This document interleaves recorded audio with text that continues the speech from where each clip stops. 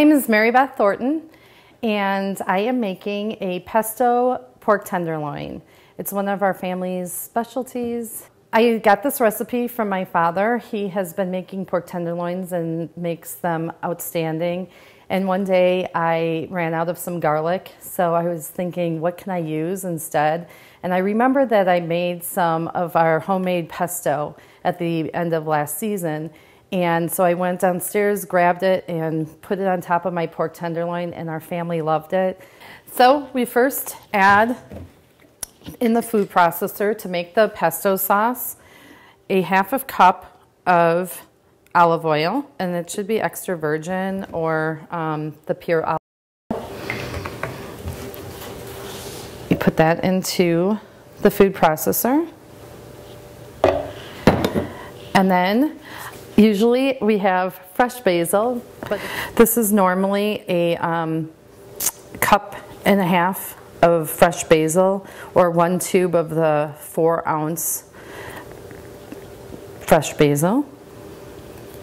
1 tablespoon of pine nuts.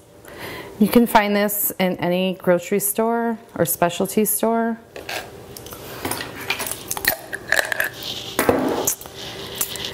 And a ½ teaspoon of salt.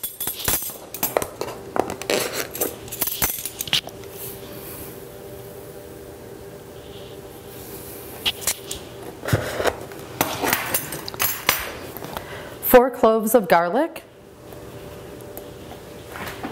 and 4 tablespoons of softened butter, about a ½ stick.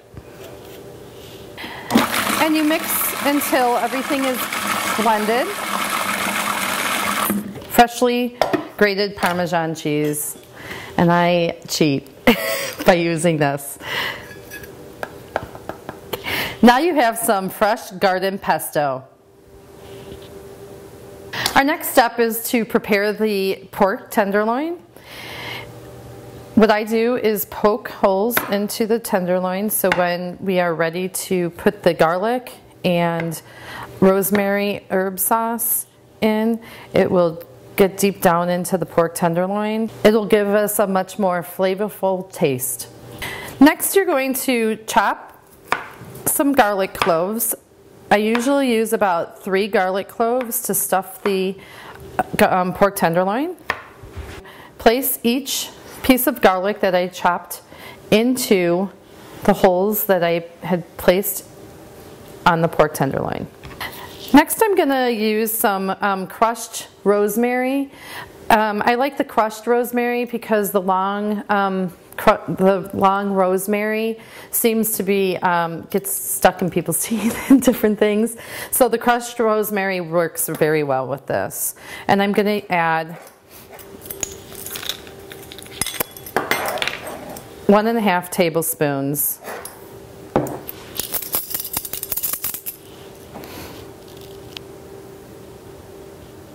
of crushed rosemary, a teaspoon of salt,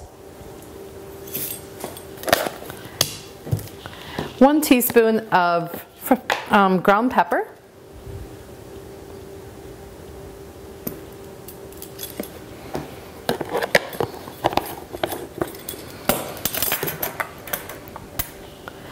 a 1/4 cup of olive oil,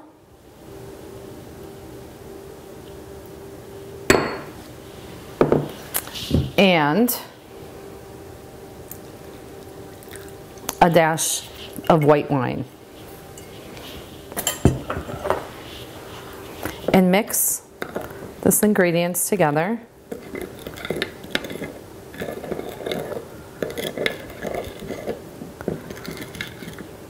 And pour over the pork.